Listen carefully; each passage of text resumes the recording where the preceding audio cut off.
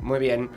Bueno, en este bloque nos trae Guille, preparado algunas cositas para charlar y debatir con ustedes también. Sí, vamos a cambiar un poco el tono porque es algo completamente distinto a lo que vamos a hablar ahora. El tema lo amerita. El tema lo amerita, como dice Gonza.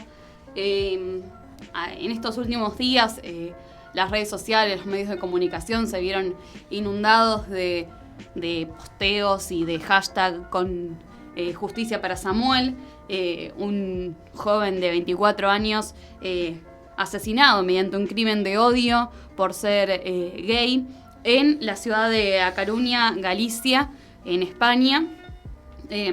Fue el sábado 3 cuando salía de un boliche con sus amigas, iba caminando, él iba haciendo una videollamada con uno de sus amigos y un grupo de hombres le gritó que por qué lo filmaba, maricón de mierda, y entre eso más de una docena de hombres se acercaron y lo golpearon. Si bien se dice que son 7 las personas que lo golpearon, el resto no hizo nada. Eran 13 los hombres que tenía a su alrededor mientras lo golpeaban y lo insultaban,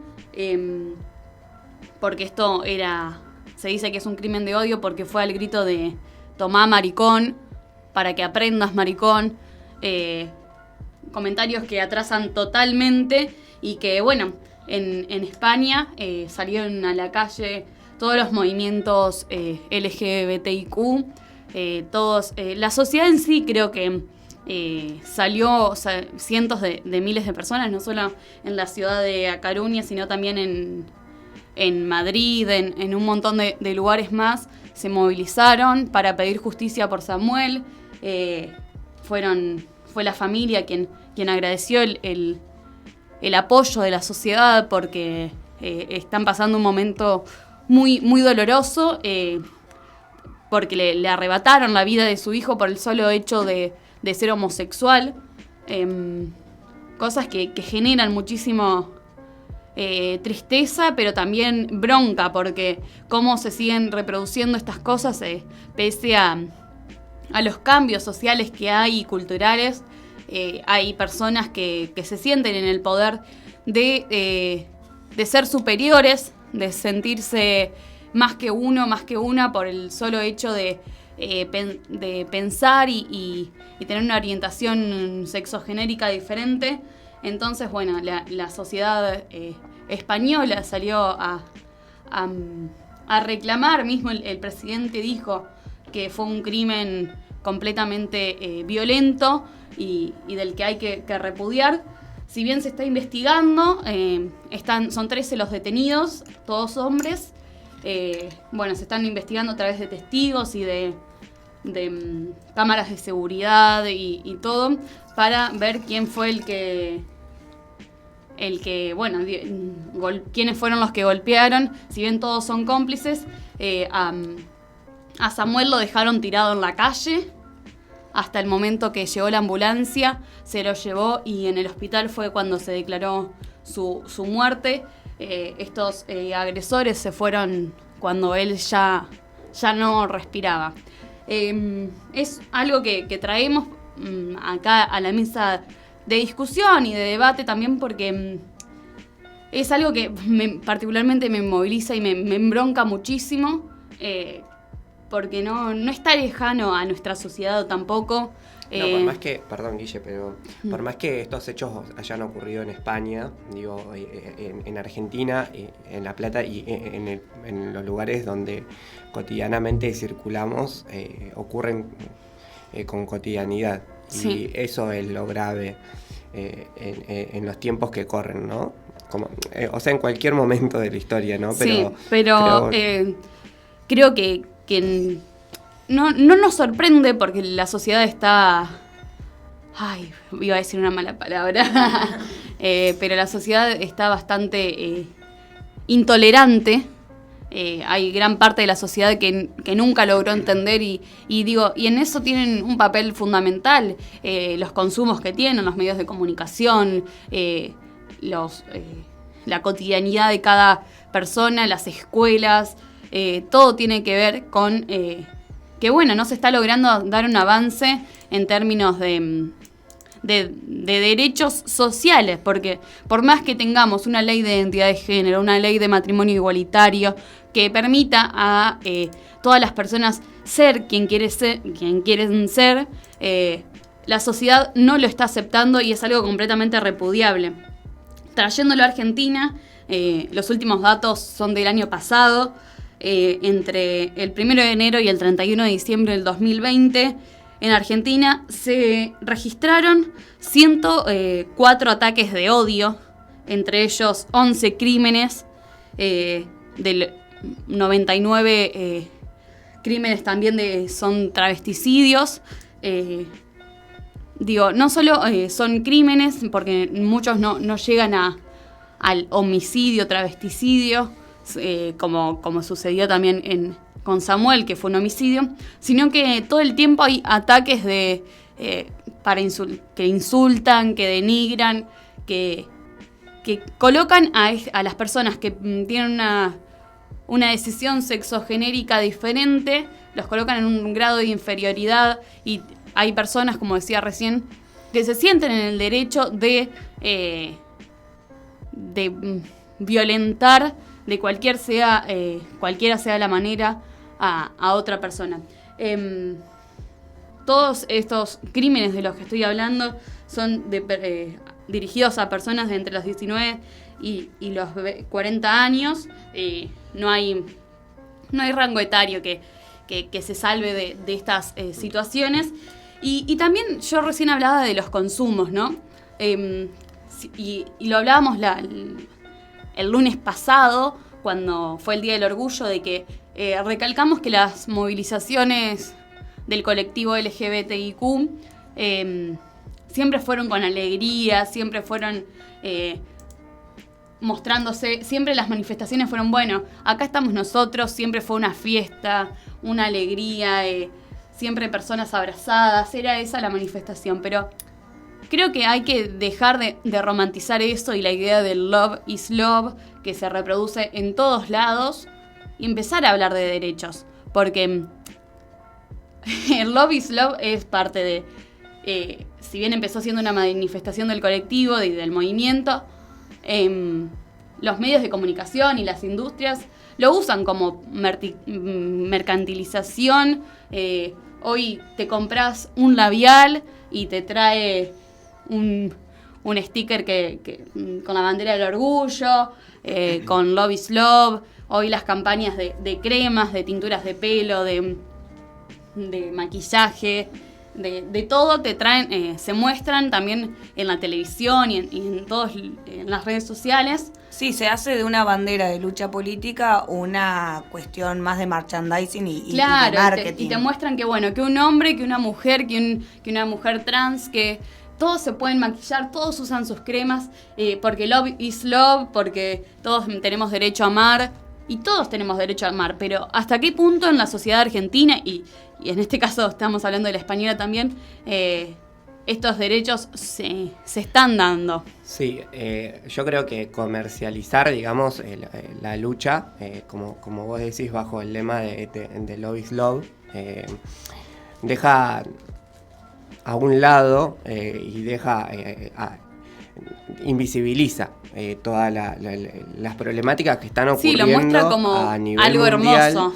Y deja de poner énfasis en la lucha del colectivo para erradicar la violencia machista sobre las personas del colectivo LGTBIQ, así como también de las mujeres. Yo creo que hablar sobre la comercialización o sobre el mercantilismo que se desarrolla alrededor del movimiento de disidencias es importante, pero al mismo tiempo hay que remarcar que todavía sigue existiendo en países que te penan hasta la muerte por tener relaciones sexuales con una persona del mismo sexo. O sea, sí, o cambiarte tu sexo, tu género, por cualquier cosa se te criminaliza, pero creo que en la sociedad también se te criminaliza cuando se te excluye, cuando se te denigra. Y es esto que hablamos. En las campañas comerciales se muestra como algo lindo, algo que, bueno, miren cómo se están besando, miren, porque es esa la... Sí, algo cool, algo fresco, algo nuevo, o sea, como sí. se que muestra está desde ese buenísimo lugar. que se muestre, porque nosotros lo vemos así, pero hay gente que consume esas cosas, que lo ve en la televisión, que los ve en las redes sociales, y bueno, le das una vuelta de rosca y decís, bueno, hay personas del mismo sexo besándose, hay gente que lo consume y quieras o no, le interpela o no, pero se lo muestran. Sí, se empieza a naturalizar. El tema es que también para mí se empiezan a sacar, o sea, de esas banderas de orgullo, de lucha, de esto que mencionaban ustedes hace un toque, en la cuestión de los derechos, cuando se empieza a utilizar de manera de marketing, también se empieza a lavar ese discurso y por ende se empieza también a lavar, o sea, la cuestión más importante que tiene que ver con la organización, la conquista de derechos, la lucha política que tiene el movimiento de disidencias, y que me parece que es lo clave, porque si están organizadas y luchan, se consiguen derechos. O sea, tipo, la historia te lo muestra de esa manera en todos los aspectos. Sí, en cambio, si vos lo usás como hashtag para una marca, para un shampoo, para un pintalabios, también se le empiezas a sacar ese tinte político ideológico que tiene que existir ante cualquier movimiento que está buscando nuevos derechos en una sociedad. Sí, ni hablar. Siempre, esta vuelta de rosca en el mercado interpela porque, no sé, hoy te compras un labial, te lo encuentra tu hermanito chiquito y ve que se pueden pintar nenes y nenas. Por ahí dice, bueno, no está mal pintarme los labios, no está mal pintarme las uñas. Sí. Pero no hay que dejar de problematizar lo que pasa en la sociedad, porque si bien tenemos derechos institucionales, hay que instituirlos socialmente. Sí, y nosotros no necesitamos que los medios de comunicación y las grandes empresas vendan sus productos bajo el lema o bajo los colores y la bandera del orgullo. Nosotros lo que necesitamos es que los medios de comunicación y las grandes empresas sigan problematizando que todavía hay 69 países donde se pena y se condena una relación sexual del mismo sexo, 11 países en el mundo donde inclusive se pena hasta la muerte sobre eso, donde todavía existe violencia en muchísimos países a pesar de que hay una ley de identidad de género, a pesar de que hay una ley de matrimonio igualitario. Nosotros lo que necesitamos es que los grandes medios de comunicación y las empresas no vendan bajo el lema, sino que problematicen que todavía hay dirigentes políticos que siguen diciendo o catalogando a la orientación sexual como una enfermedad y que no es así, porque desde 1990 la Organización Mundial de la Salud la sacó de la lista de enfermedades psiquiátricas. Necesitamos visibilización, sí, pero necesitamos problematización sobre la realidad por la cual atravesamos día a día. Hoy millones seguimos siendo violentados, tanto físicamente como simbólicamente y psicológicamente. Creo que esa es la discusión, a menos de 2 semanas de haber cumplido un aniversario más del orgullo. Creo que es por ahí. Sí, y también lo repetimos, siempre lo vamos a seguir repitiendo hasta que sea de manera universal, que se dé educación sexual integral en las escuelas. Es sumamente necesario que se hable con una perspectiva de géneros. Y esto no vamos a traer en discusión lo que se dice socialmente de que, si dan educación sexual mi hijo va a salir gay. No. Tu hijo no va a ser un homofóbico, tu hijo va a poder elegir quién quiera ser. Eso es lo que se busca. Y también se busca formar, en materias de derechos.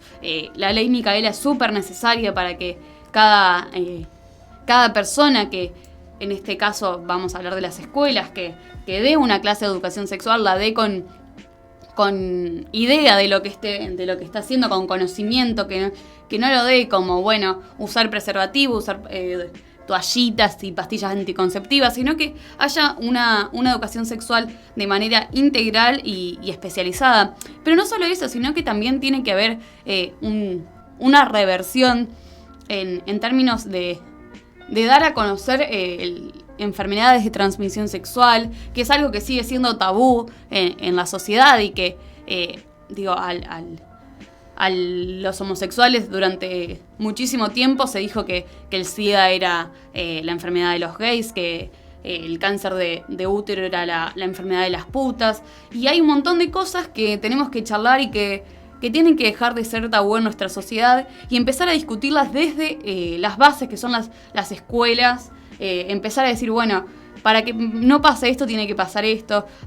Tiene que haber, bueno, ya las hay, por suerte no, gracias a un Estado presente. Hay vacunas que son otorgadas de manera gratuita contra el HPV, contra diferentes enfermedades y infecciones de transmisión sexual, pero que no hay conocimiento sobre estas cosas, son un tabú y mucha gente le da vergüenza ir a pedir la vacuna contra una enfermedad de transmisión sexual, contra la sífilis, contra lo que sea. Entonces se tiene que dejar de tener como, bueno, de esto no se habla, y empezar a hablarse y a formar desde pequeños y pequeñas a las personas a poder ser libres, porque nadie puede ser asesinado por su orientación sexual. No tiene que haber más crímenes de odio, porque no es homofobia, es odio. Fobia no se le tiene a sí, porque una persona. La fobia es un miedo irracional que viene obviamente del inconsciente de un sujeto, y claramente, la fobia te paraliza, la fobia te hace llorar. No te hace matar a una persona. No te hace matar a una persona, y en esta cuestión que vos recién decías, Guille, sobre el tema de los crímenes de odio, en realidad tiene que ver con odiar a lo que uno cree que es diferente, a lo que uno no quiere comprender el modo de vida, y me parece que es odio, no es fobia, porque no tiene que ver con una cuestión del inconsciente, sino tiene que ver con una cuestión hiperconsciente de entender que el otro es diferente y que entonces, por ende, no tiene que pisar el mismo suelo que el de uno. Y estos crímenes se hacen completamente conscientes. No son enfermos, no son psicópatas, no hay que patologizar a las personas que hacen estas cosas, porque de ahí se los está de alguna forma justificando de que, bueno, pobre, estaba bajo efectos de drogas, estaba bajo efectos de alcohol, estaba mal psicológicamente, bueno, pero nada te hace matar a una persona. Eso, y más por su orientación sexual, porque estamos hablando hoy, trayendo acá a discusión a Samuel, un chico de 24 años que salía de un boliche y se lo mató al grito de maricón. Y la última palabra, que es lo que se está recalcando desde España, que se difundió hacia el resto del mundo, es que maricón no puede ser la última palabra que vos escuches cuando te maten, cuando mueras. Porque te están matando por tu elección sexual y tu identidad de género, y no puede pasar más, ni en España ni en ningún lado del mundo. Sí, completamente. Puedo agregar algunas cosas que algunos discursos de odio de parte de diputados de España, en relación que, bueno, fueron saliendo a través del suceso de esto. Bueno, una diputada que se llama Gándor Goya Verde dice: si mi hijo es homosexual, preferiría no tener nietos. Después, diputada, sí, del partido de Vox, se llama el partido. El director de comunicación del mismo partido dice: ¿por qué los gays celebran tanto el día de San Valentín si lo suyo no es amor, es vicio? También otro diputado de Vox dice: en España hemos pasado de dar palizas a los homosexuales a que ahora impongan su ley. Fuertísimo. Después otro dice: si mi hijo dijera que es gay, trataría de ayudarle. Hay terapias para reconducir su psicología, ¿no? Hablábamos de esto recién, de como que no... Sí, de la patología... Patologización. Exacto, eso. Nuestra orientación sexual no es una enfermedad, sino que es una elección de vida. Tan simple como eso, o sea... Sí, que ni siquiera es Me algo es que vos te sensible, levantaste. Sí, perdón, sí. me es muy sensible hablar de me tal moviliza cosa. a mí que no soy parte del colectivo, no quiero imaginarme a vos, pero que tampoco es una elección que vos hoy te levantás y decís, bueno, hoy quiero ser gay. Hoy la verdad me pinta chaparme a Lauri. No, es algo que se da naturalmente también. Y que uno elige decir, bueno, lo que hoy se llama salir del closet. Que no tiene que pasar más. No tienen que salir más de lo que es el armario. Y se tiene que dejar de decir, ese supuesto son armario, todos los niños heterosexuales. Sí. Ese supuesto armario es una creación del patriarcado y creo que hay que abolirlo también. Sí, obvio. Es que en realidad no es que ustedes se meten en el armario, la sociedad, para no querer verlos, invisibilizarlos y vulnerarles, es cuando los meten adentro del armario. Por eso mismo me parece que esto que vos decís, Gonza, es fundamental. Lo que tiene que ver con... Hay que abolir el armario. O sea, no puede ser que ningún sujeto esté dentro de un armario. Por lo que sea, por su orientación sexual, por su condición económica, por su condición étnica. Digo, hay que dejar de ser... no me gusta a mí la palabra intolerante porque entiendo que no que tampoco es eso. Pero tenemos que aprender a convivir y a existir con lesotres y aprender que todos tenemos los mismos derechos, aunque obviamente después en términos prácticos no suceda, porque es una realidad. Te matan por tu sexualidad, te matan por tu género, te matan por tu etnia, te matan por tu lugar en la cadena social. O sea, es una realidad esa. Entonces me parece que es momento que la sociedad empiece a ser un poco más empática. Y esto que dice Guilla me parece importante. Digo, tener empatía sobre el sufrimiento del otro e intentar luchar para cambiar esas cosas. Me parece que, obviamente, entendiendo que la lucha del movimiento LGTB+, y lo mismo que el movimiento de las mujeres, digo, van avanzando no solamente en la organización, sino en la lucha y en adquirir nuevos derechos que uno obviamente, digo, por ahí la gente que no entiende la lucha colectiva y no entiende la lucha política lo entiende como cuestiones particulares de un sector de la sociedad. Y en realidad son derechos de igualdad de condiciones para todos. Sí, ¿y en qué pensará la gente que está en contra de los derechos que no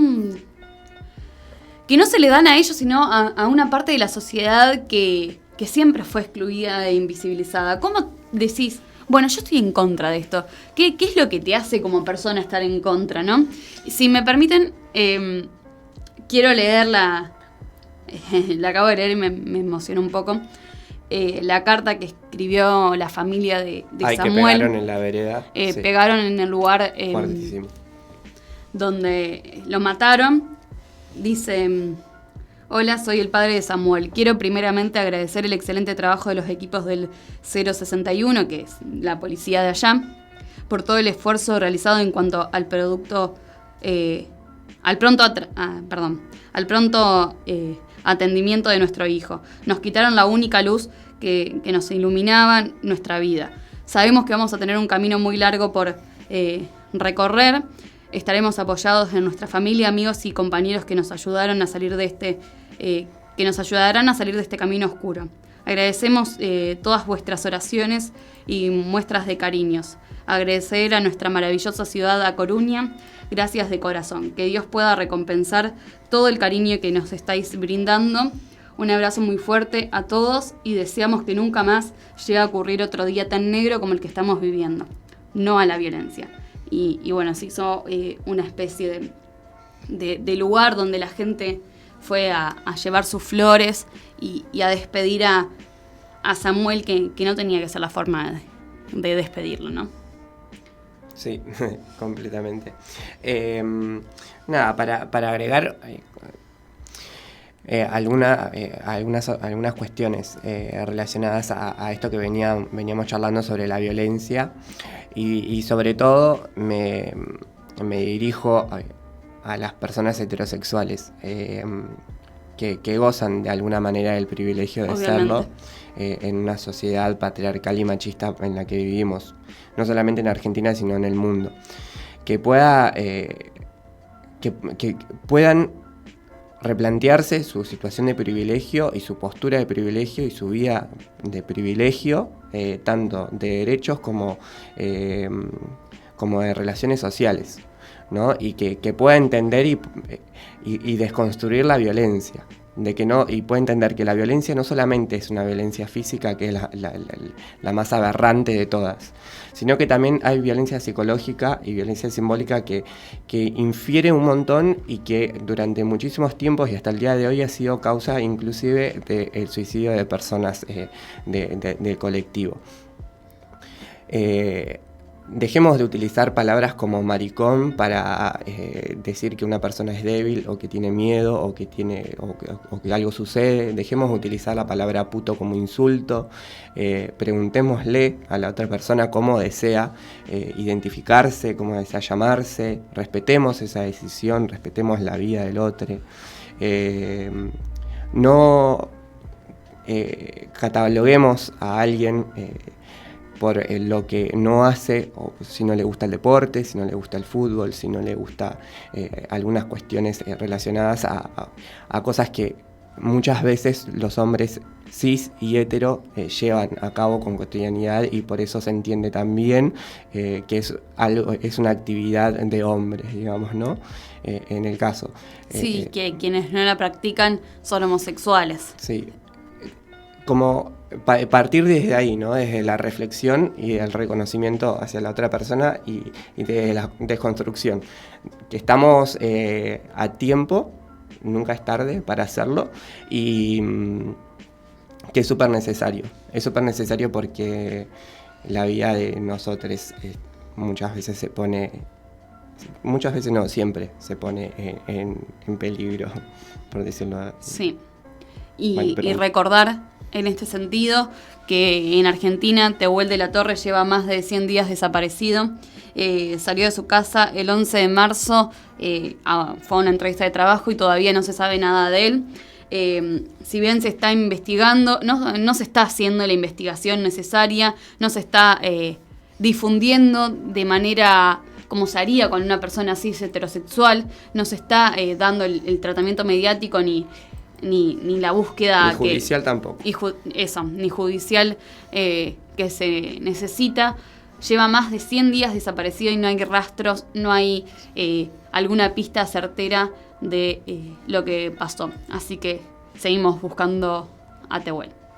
Yo antes de seguir quiero hacer un recordatorio, y es que este tipo de cosas no son hechos aislados, sino que vienen inscritos en un sistema. Y tampoco es algo que, pasó allá en Europa y acá no. Antes de la pandemia pasó algo similar, demasiado similar acá en Argentina, nada más que en vez de que le dijeron maricón, le dijeron negro. Y viene inscrito en el mismo sentido, donde hay gente que está viendo, que está perdiendo privilegios y reacciona con violencia. Ve a alguien que tiene un derecho más, entonces ya siente que está perdiendo sus privilegios y reacciona así con violencia. Y es lo mismo que pasa con Tehuel, es lo mismo que pasó con Fernando acá antes de la pandemia, y es lo mismo que pasa allá, aunque parezcan cosas distintas, están todas hiladas y es básicamente inscrito en lo mismo, que es a donde hay que apuntar. Sí, es lo que un poco recién mencionábamos sobre el tema de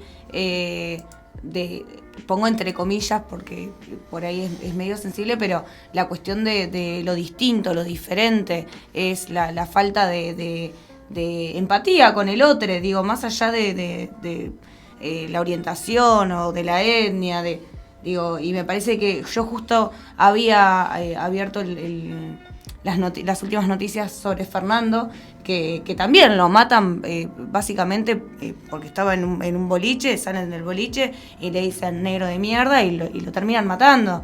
Y digo, ¿hasta qué momento la sociedad va a permitir y va a dejar impunes a aquellos que andan por la calle al grito de maricón, al grito de negro, de maneras despectivas, violentas, y que terminan obviamente con la vida de personas?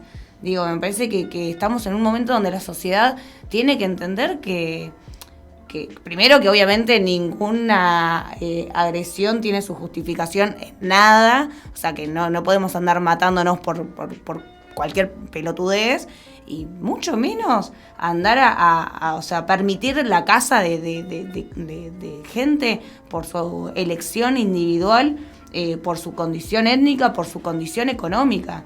Digo, me parece que tenemos un montón de avances en materia de derechos, y que obviamente le exigimos al Estado y le exigimos a las autoridades que sean correspondientes. Digo, en el caso de lo que recién mencionaba Guille sobre el tema de la ESI.